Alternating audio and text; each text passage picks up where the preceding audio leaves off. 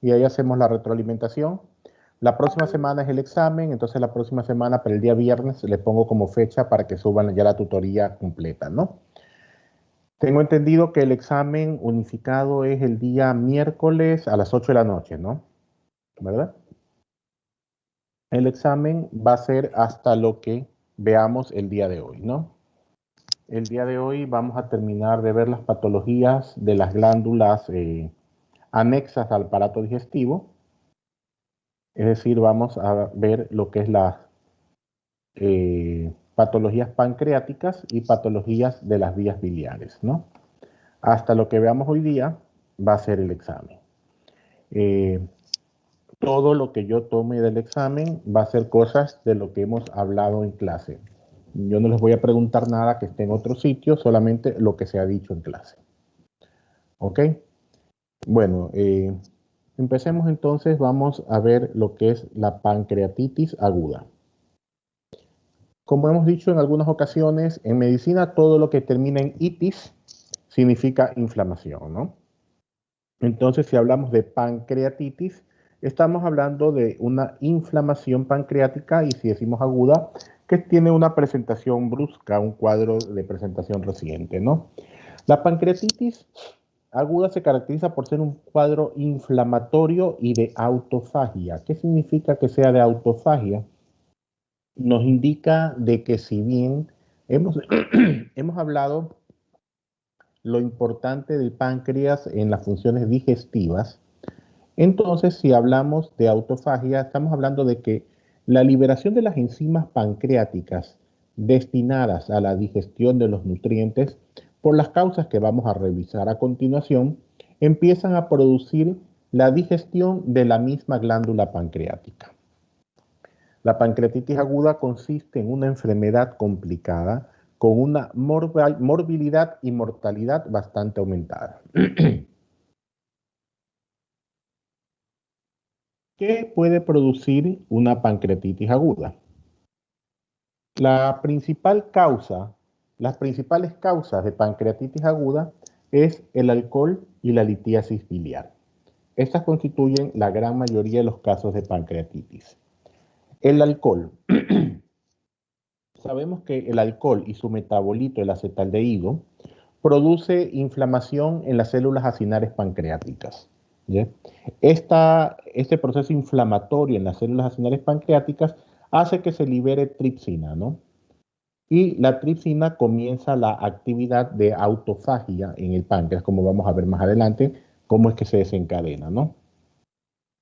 Además, la inflamación que ocurre en el esfínter de Oddi produce liberación de enzimas hidrolíticas. ¿Ok? En la causa alcohólica, también el alcohol puede inflamar el esfínter de Oddi y produciendo que se liberen enzimas hidrolíticas. En las personas que no beben alcohol, la causa más frecuente está representada por los cálculos biliares, la litiasis biliar. Recordemos, anatómicamente, el conducto colédoco termina en un punto en común con el conducto pancreático, formando la ampolla de Vater que vierte su contenido a través del esfínter de Oddi. ¿Ok? ¿Qué es lo que ocurre en estas condiciones? Ocurre una obstrucción mecánica, ¿ya?, a nivel de la ampolla de Vater o del esfínter de Oddi, ¿ya?, con impactación de estos cálculos en la ampolla. Entonces, esto impide que el flujo, tanto biliar como el flujo pancreático, pueda llegar al tubo digestivo. Se produce entonces un reflujo hacia el parénquima pancreático. ¿Ok? Además del reflujo de las enzimas pancreáticas hacia el parénquima pancreático, también puede ocurrir de que toxinas bacterianas y sales biliares regresen también a través del conducto pancreático hacia el páncreas, ¿no? Produciendo entonces más complicado el cuadro porque también lesionan el cuadro. Pero la acción autofágica va a estar dada por el reflujo de estas enzimas pancreáticas que no pueden ser vertidas. La ausencia de cálculos visibles, si que hacemos un examen, un eco, una tomografía y no vemos cálculos visibles, no nos excluye la litiasis como causa de la pancreatitis, ¿no? porque puede darse la situación de que confluyan muchos microcálculos a nivel del esfínter de Oddi, muchos microcálculos, o que exista barro biliar que se haya petrificado y produzca la obstrucción respectiva, ¿no? Otra causa, las causas infecciosas. Existen muchas bacterias como la salmonela o los estreptococos que pueden desencadenar un cuadro de pancreatitis. ¿Ok? Virus, como el virus de la parotiditis, el virus de la hepatitis A, los citomegalovirus y el virus del VIH.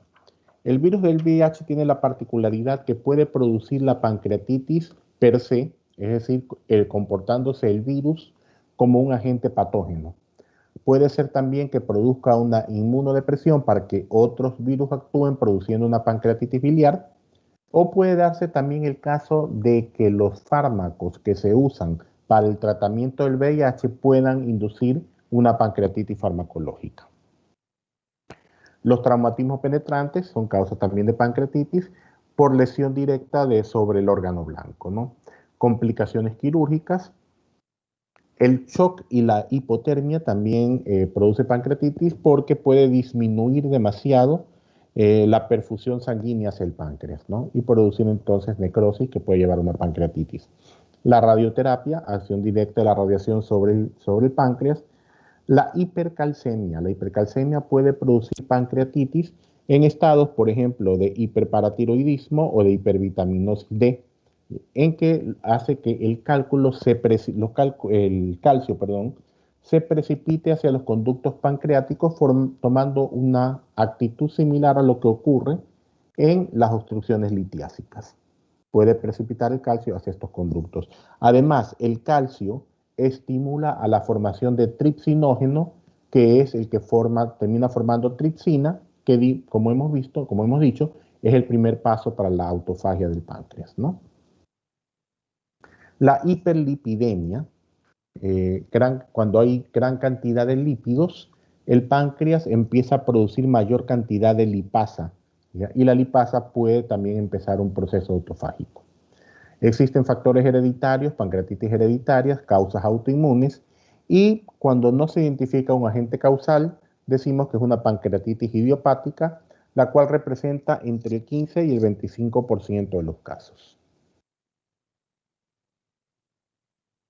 Entonces, ¿por qué se produce la pancreatitis? Cualquiera de los factores causales que hemos nombrado anteriormente produce un daño celular en los acinos pancreáticos, ¿ya? Este daño celular va a hacer que se liberen tanto lipasa, ya que como vimos, la lipasa puede producir una necrosis grasa, y liberación de tripsina activada. Esta tripsina activada va a activar otros sistemas enzimáticos que producen el daño en el páncreas, ¿no? Por ejemplo, activa la calicreína con activación de la quinina que produce edema e inflamación. Activa la quimiotripsina que produce edema y daño vascular. Activa también las elastasas produciendo daño vascular y por ende hemorragia. Y activa también la fosfolipasa A2 que produce necrosis por coagulación y trastornos en la coagulación. Las manifestaciones clínicas que puede dar una pancreatitis, lo más característico en un cuadro de una pancreatitis es el dolor, ¿ya? El dolor se caracteriza por ser punzante, profundo, intenso, originado en el mesogastrio y que se irradia por el flanco izquierdo hacia la espalda, ¿no? Esta irradiación hacia la espalda describe un hemicinturón que se llama que recibe el nombre de hemicinturón de Katz. La irradiación del dolor de la pancreatitis hacia la espalda. Este tipo de dolor inflamatorio hay que diferenciarlo de otros procesos inflamatorios que se pueden ocurrir intraabdominal, como por ejemplo las peritonitis, las apendicitis, perforaciones de vísceras huecas o diverticulitis. El dolor se debe a que las alteraciones en el páncreas que producen la inflamación va a distender la cápsula que envuelve al páncreas.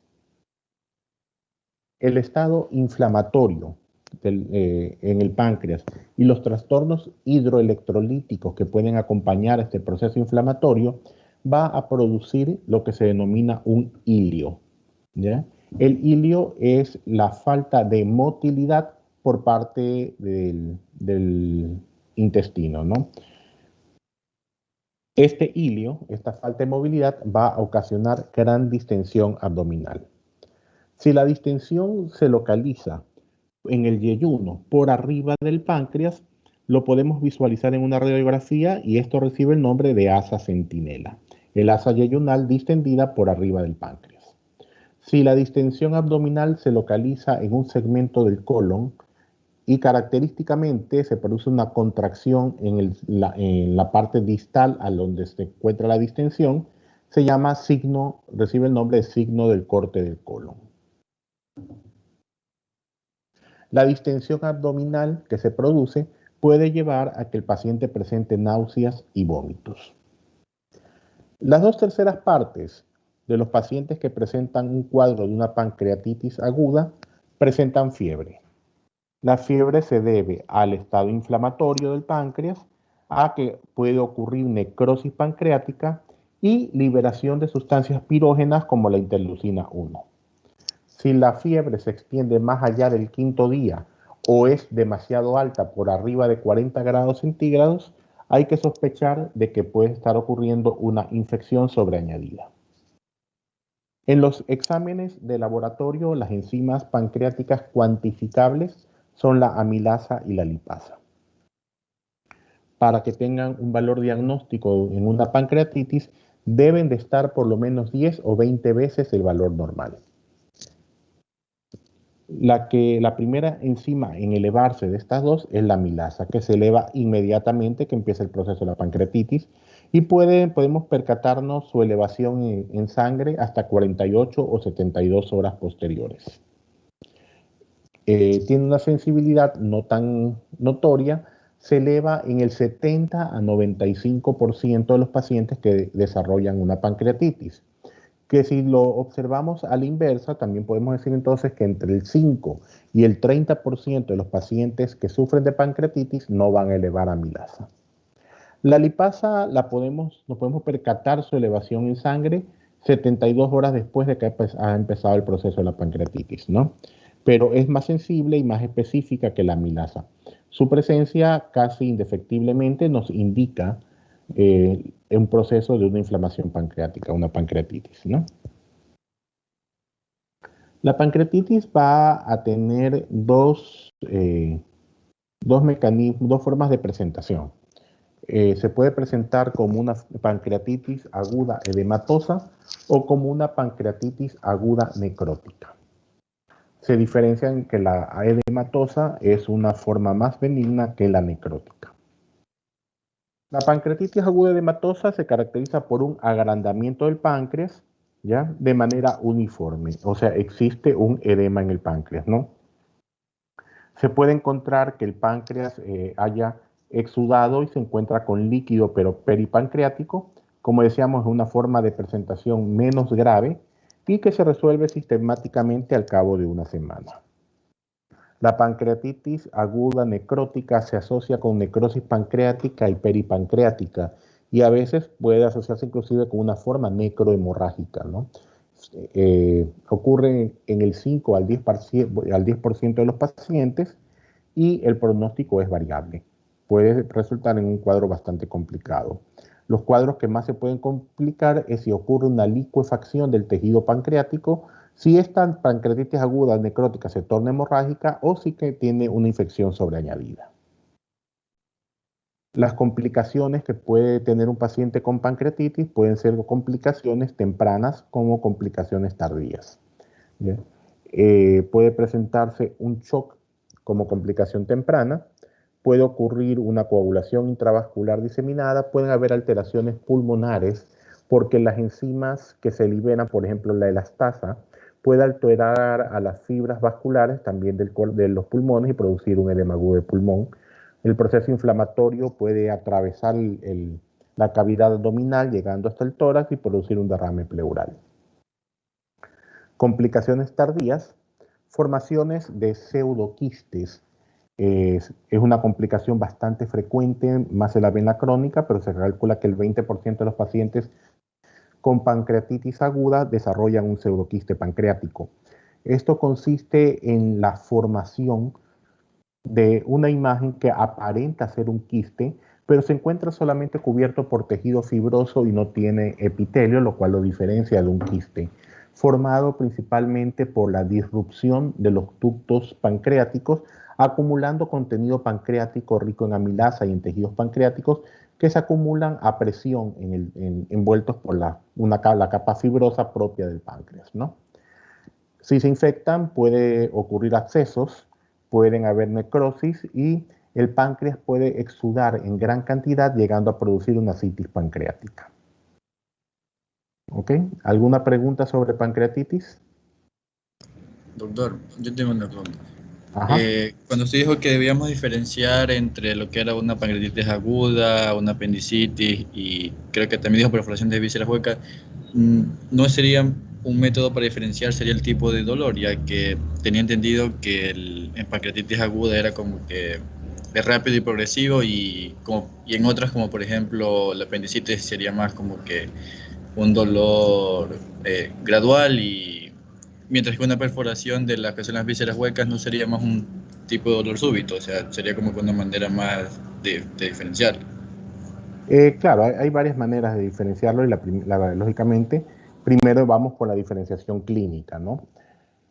El dolor de la pancreatitis es un dolor que se presenta, si bien de manera rápida, pero no es súbito, o sea, va progresivamente aumentando en intensidad, a diferencia de una perforación que produce un dolor súbito, ¿no?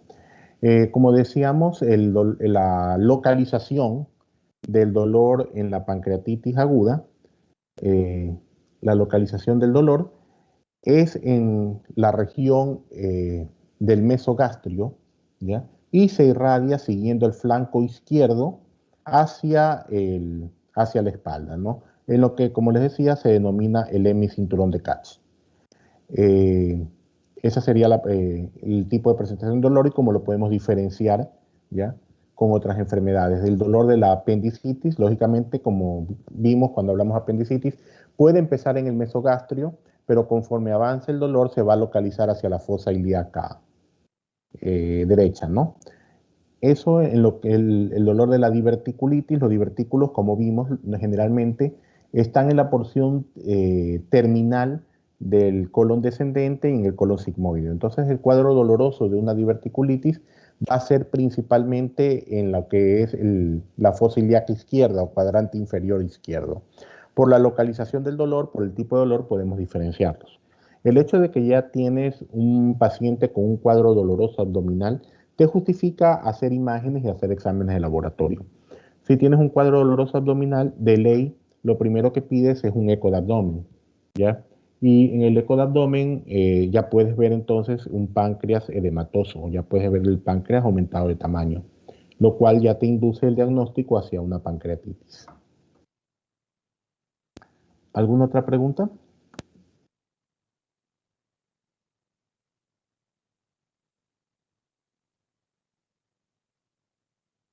Sí. ¿Qué es lo que puede ocurrir? Vimos, déjame un ratito que estoy escribiendo tu nombre, apuntando la actuación en clase. Déjame poner la diapositiva. Vimos de que dentro de la tripsina activa algunas enzimas, ¿no? Entre esas, la elastasa, ¿ya? La elastasa liberada, que puede ir al torrente sanguíneo, puede producir, atacar las fibras elásticas de cualquier tipo de arterias, de venas, ¿no? Entonces, si toma a los vasos pulmonares, ¿ya? Puede producir un rompimiento de estas arterias con salida de líquido y producir un edema pulmonar. ¿Ok? Creo que sí vieron eso cuando hablaron de los edemas cardiogénicos y no cardiogénicos, ¿no? Este sería un edema de tipo no cardiogénico por ruptura de los vasos. ¿Ok?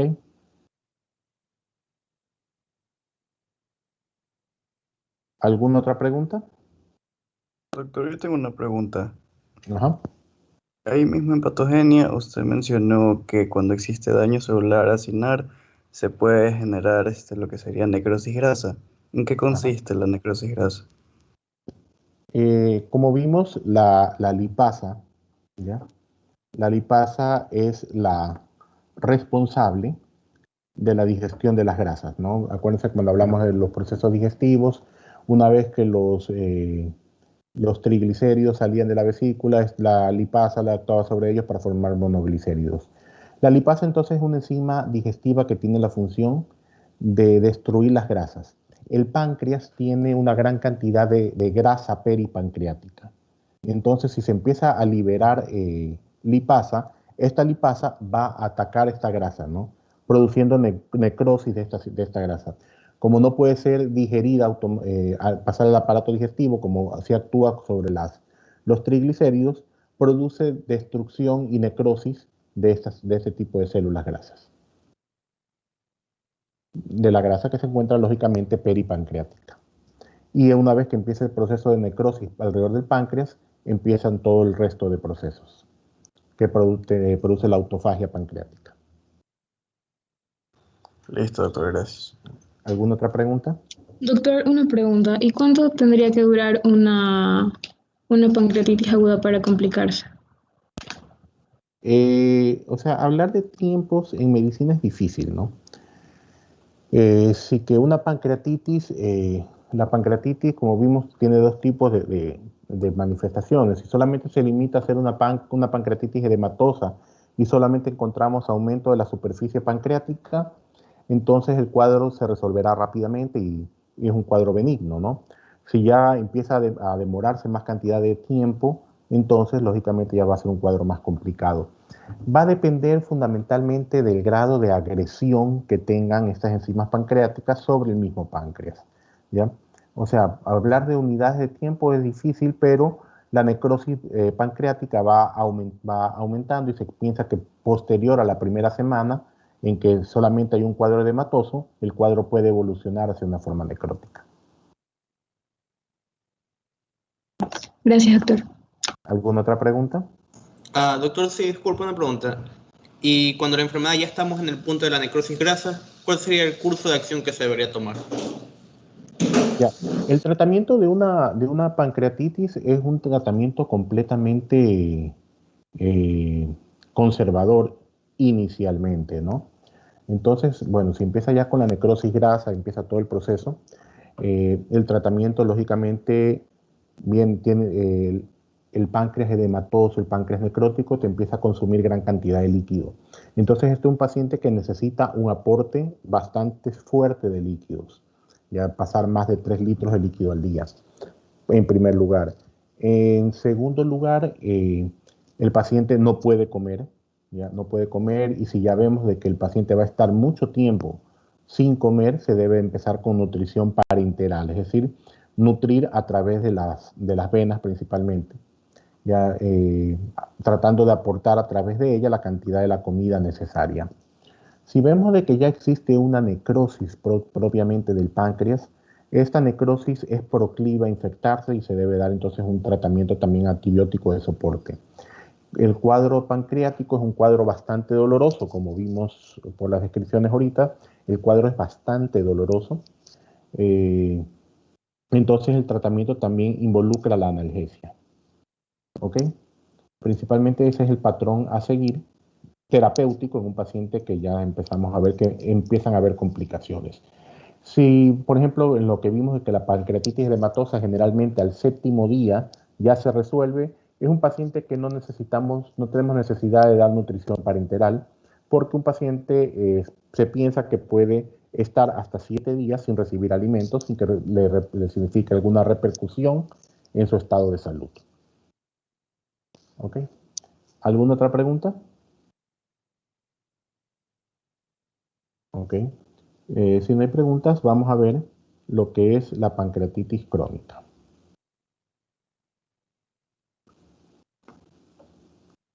Se caracteriza la pancreatitis crónica por destrucción progresiva del páncreas exócrino y con invasión de tejido fibroso. El tejido fibroso, lógicamente, tejido cicatrizal ante los procesos inflamatorios. En fases posteriores de la pancreatitis crónica, empieza también a sufrirse entonces la función endocrina del páncreas, ¿ya? Casi todos los factores que son capaces de desencadenar una pancreatitis aguda se presentan también en la pancreatitis crónica, ¿no? La diferencia radica en la irreversibilidad de la función pancreática.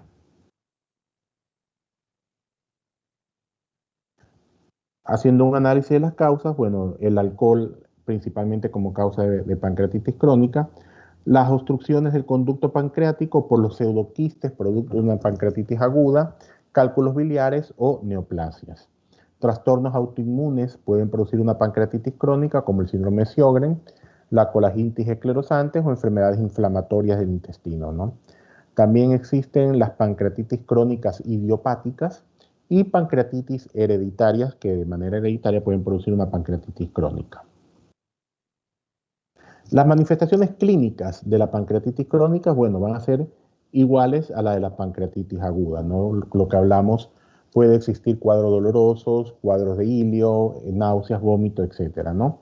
Y en estados avanzados ya de la pancreatitis, ya cuando se encuentra tomada la función endocrina, además de la función exócrina del páncreas, se puede presentar diabetes mellitus y síndromes de mala absorción. ¿Ok? ¿Alguna pregunta sobre esta pancreatitis crónica?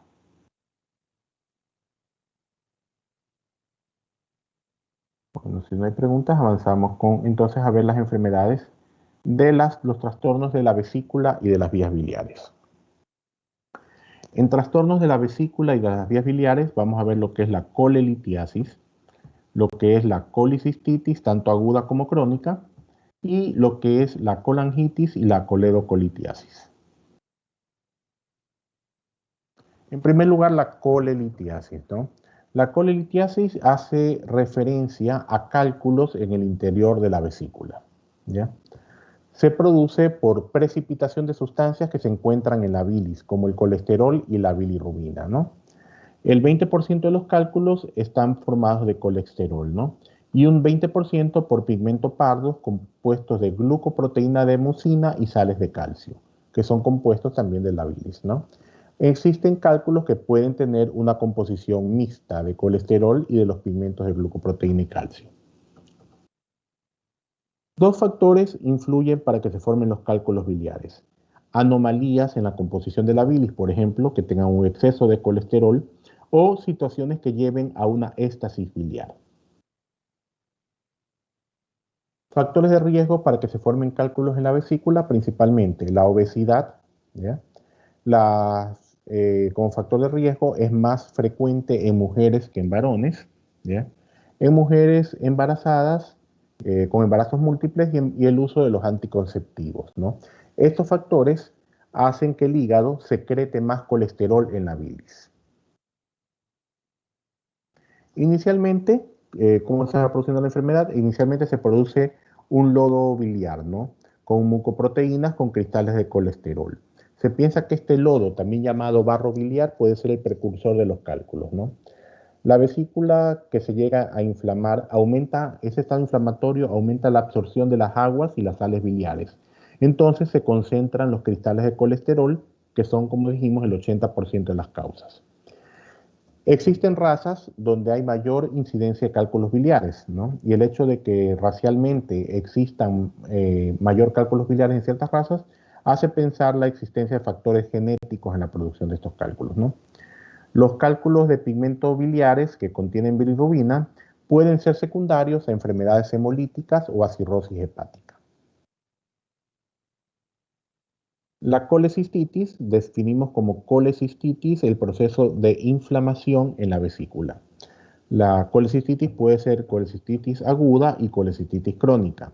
Y la colecistitis aguda puede ser de causa litiásica y de causa alitiásica, de acuerdo a si presentan o no presentan cálculos en su interior. Entonces veamos primero la colecistitis aguda. El término colecistitis aguda hace referencia a la inflamación de la vesícula, la cual puede ser consecuencia de obstrucción en la salida de las vías biliares, ¿no? Obstrucción principalmente por un cálculo. La colecistitis aguda litiásica, es decir, que la causa de la colecistitis aguda son cálculos en el interior de la vesícula. Representa entre el 85 y 90% de los casos, ¿ya? Y se relaciona con presencia de cálculos, litos en el interior de la vesícula. La obstrucción del cístico origina liberación de fosfolipasa por el epitelio vesical, ¿no? Esta fosfolipasa hidroliza la lecitina. La lecitina es uno de los constituyentes de las sales biliares que libera lisolecitina, ¿no? Que es una toxina con actividad contra la mucosa biliar, produciendo entonces el proceso inflamatorio de la vesícula. La colecistitis aguda alitiásica, el 50% no tiene una causa aparente. Causas del otro 50%, traumatismos, quemaduras, barro biliar o vasculitis, ¿no? La colecistitis aguda alitiásica constituye una urgencia quirúrgica, ¿no? Porque puede evolucionar rápidamente a gangrena y perforación, ya que al parecer el inconveniente que genera esta colecistitis implica un infarto de la pared vesicular, más que cambios inflamatorios propiamente. Y lógicamente al haber un infarto puede llegar a la perforación de la pared, ¿no?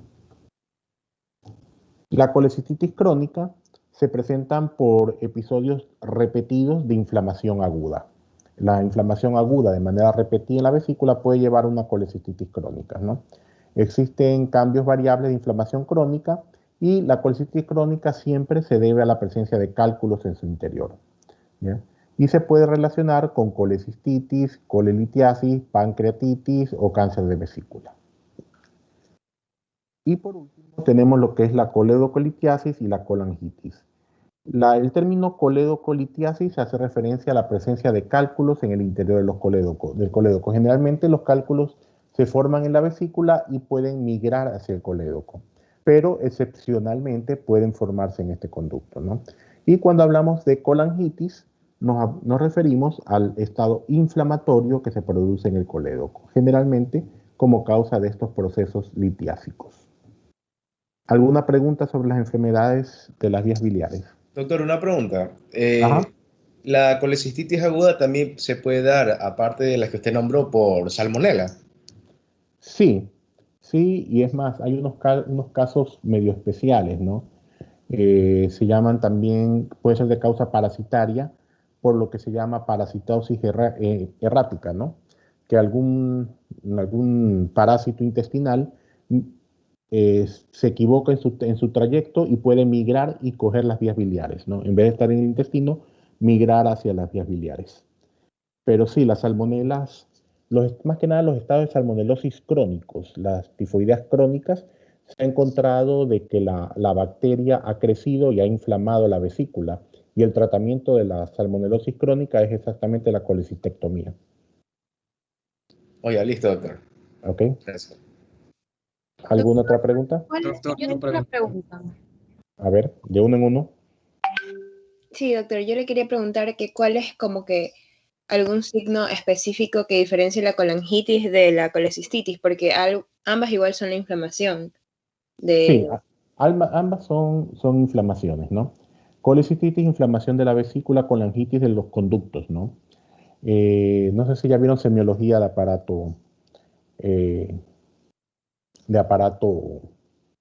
digestivo, ¿no? Sí, doctor. Ya.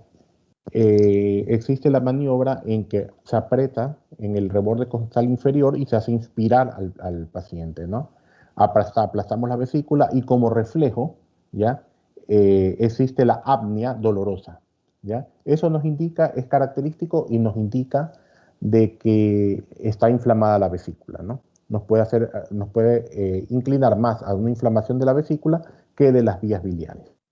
¿Ya? Existen otros tipos de situaciones también, ¿no? Cuando se piensa que la obstrucción, pongamos que es una colecistitis obstructiva, si la obstrucción ocurre en un segmento bajo del conducto, los conductos biliares, la vesícula está aumentada de tamaño y es palpable. Si la obstrucción es arriba, a la salida de la vesícula más bien se torna atrófica, ¿ya? Como reflejo. Entonces, si no la palpamos, podemos a la vesícula, propiamente a la vesícula palparla, podemos sacar la conclusión que es ahí donde se encuentra el proceso inflamatorio. Por semiología más que por otra cosa, ¿no?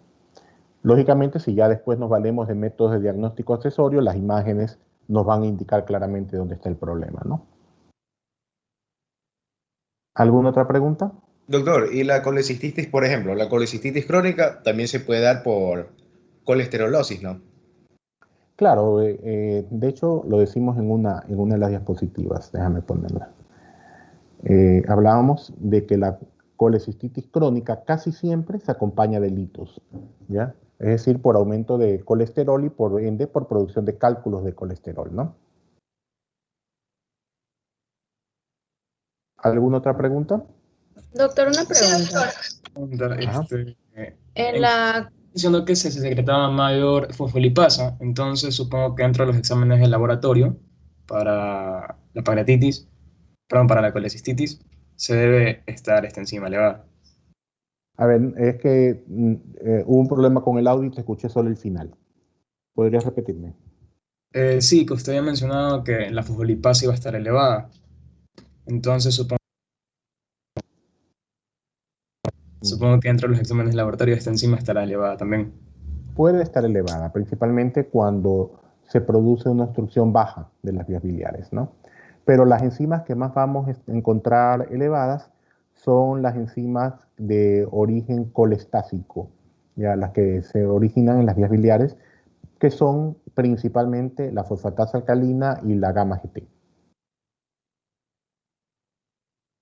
Son las que más nos van a hablar de procesos inflamatorios en vías biliares. ¿Alguna otra pregunta? Doctor, una pregunta. Al presentar un barro biliar, lo más seguro es que siempre se vaya a formar un cálculo o no siempre. No siempre, ¿no? No siempre, pero sí se considera un factor de riesgo importante para su formación, ¿ya? No necesariamente la presencia del barro biliar va a dar lugar a cálculos, pero sí se lo considera el barro biliar el precursor de los cálculos. Entonces una persona que tenga barro biliar constituye un factor de riesgo bastante elevado para la formación de cálculos. Doctor, cuando Adriana le preguntó y usted estaba hablando sobre los signos semiológicos, usted dijo que en un caso iba a haber atrofia. ¿En qué caso era? Disculpe. Cuando la obstrucción es alta. ¿Alta como en qué nivel? O sea, a la salida de la vesícula. A la salida de la vesícula. ¿Sí? Gracias. Ok. ¿Alguna otra pregunta? Sí, doctor, una pregunta. ¿Qué pronóstico va a tener un paciente con colelitiasis? A ver, hay un aforismo, un principio en medicina, que dice que toda vesícula con cálculos en su interior, tarde o temprano, ¿ya?, debe ser extirpada, ¿ya? Porque tarde o temprano puede dar problemas, ¿no? Contrario a lo que se piensa, los cálculos grandes no son los más problemáticos. Los más problemáticos son los cálculos pequeños, ¿ya? Los cálculos grandes pueden traer problemas de funcionamiento de la vesícula, ¿no? Porque en primer lugar la presencia de cálculos grandes puede limitar la capacidad de la vesícula de almacenamiento de bilis, puede producir una disfunción biliar, ¿no? Disfunción de las vías biliares. Pero el cálculo pequeño es un cálculo proclive a salirse, ¿ya? Entonces, si encontramos una vesícula con cálculos pequeños en su interior, corre riesgo que se salga, ¿ya? Entonces, por eso siempre decimos que es mejor una vesícula con cálculos, sacarla antes de que se puedan producir inconvenientes. El cálculo que se puede salir de la vesícula llega a los conductos biliares y puede producir una obstrucción biliar, ¿ya? El paciente no puede secretar bilis, no puede vertir la bilis al tubo digestivo, secreta la bilis pero no puede vertirla. Entonces vienen problemas de ictericia, ya cuadros dolorosos por la presencia de los cálculos en las vías biliares. La bilis que no se puede vertir hacia el exterior puede tener tendencia a infectarse, entonces ya es un cuadro mucho más complicado. Ahora, si el cálculo cae, llegamos al punto donde iniciamos la clase y se puede producir una pancreatitis, ¿ya?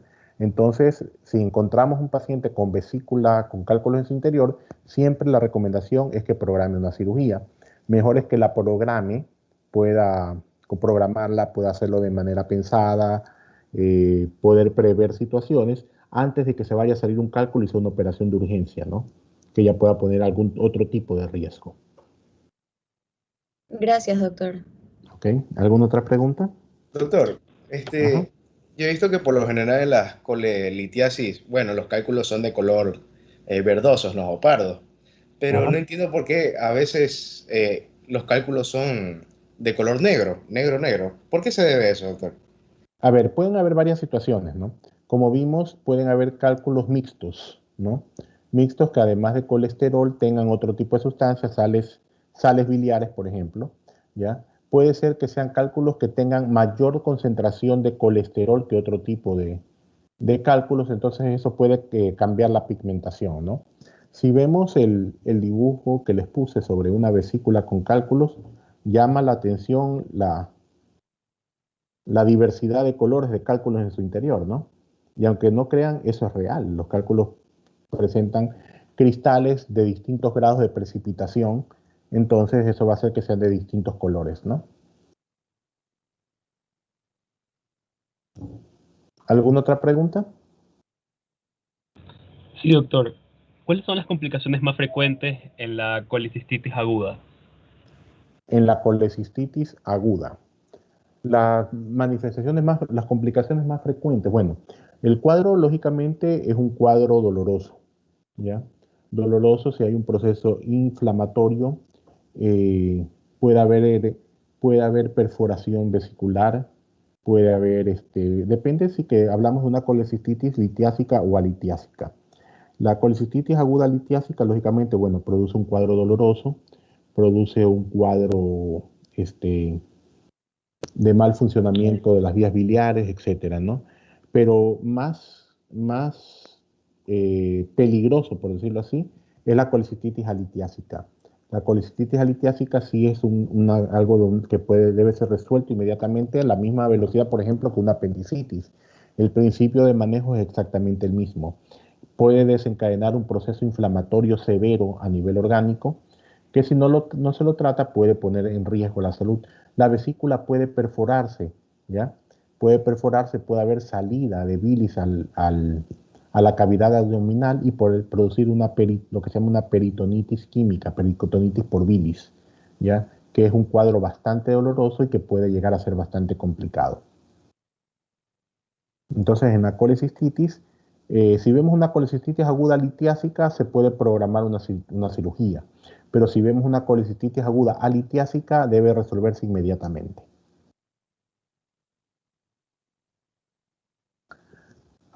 ¿Alguna otra pregunta? Doctor, tengo una Doctor, yo tengo una pregunta. Un paciente que se realizó una colecistectomía, Colecistectomía. ¿puede tener algún tipo de complicación posteriormente? Teóricamente no. Teóricamente una colecistectomía es una cirugía sencilla, ¿ya? Antes había la tendencia a decir, si te sacaron la vesícula no puedes comer grasa, ¿ya? Porque la vesícula, lógicamente, es quien vierte la grasa, son donde se forman las micelas, etcétera, ¿no? Todo lo que hemos visto de la digestión de las grasas. Pero, más bien la tendencia moderna es darle a comer inmediatamente para que el organismo se vaya acostumbrando. ¿Qué es lo que pasa en las personas a las que le sacan la vesícula? El conducto colédoco, ¿ya? Empieza a tener una dilatación y empieza a servir el mismo colédoco como reservorio, ¿ya? de la liberación de la bilis, ¿no? Sirve como la dilatación del colédoco, sirve como reservorio y la vierte al momento en que ya debe ser vertida para la digestión, como hemos visto, estimulada por la colecitoquinina, ¿no? En sí, complicaciones no hay ninguna. Teóricamente, una persona a la que le realizan una colecistectomía puede seguir haciendo su vida completamente normal. Gracias, doctor. ¿Ok? Doctor, yo tengo una última pregunta. Al momento de realizar exámenes de imagenología, ¿se puede notar alguna diferencia entre colecistitis crónica y aguda o solo se ve la obstrucción biliar? Entre crónica y aguda es difícil. El criterio de crónico y agudo más es clínico, ¿no? Vamos a encontrar una vesícula inflamada en las dos, ¿ya? Vamos a encontrar una vesícula inflamada en las dos, pero un cuadro crónico, como vimos, se acompaña de cálculos biliares, que al hablar del proceso inflamatorio hay engrosamiento de las paredes, ¿ya? Lo cual lo vemos tanto si es aguda como si es crónica, ¿ya? Generalmente la colecistitis crónica acompañada de cálculos. Si vemos de que no está acompañada de cálculos, lo que inmediatamente sospechamos es que una colecistitis aguda litiásica. Lo que se puede prestar a la confusión es si que es aguda o crónica la colecistitis litiásica. Teóricamente, la presentación es exactamente igual, hay engrosamiento de las paredes con presencia de cálculos. Lo que nos va a indicar si es agudo o crónico nos lo va a referir el paciente, ¿ya? Que con su historia clínica, es decir, cuadro es de reciente instalación o es un cuadro que se le presenta a manera repetida. Muchas gracias, doctor. ¿Alguna otra pregunta? Ok, si no hay más preguntas, hasta ahí vamos a llegar entonces con la materia, hasta lo que hemos visto ahorita será el examen, ¿no? Y yo les voy a subir de todas maneras las diapositivas de todo lo que hemos hablado en clase, se las voy a subir a la plataforma para que tengan una guía más o menos de qué es lo que debemos saber de la materia para prepararnos para el examen. Señorita Polit.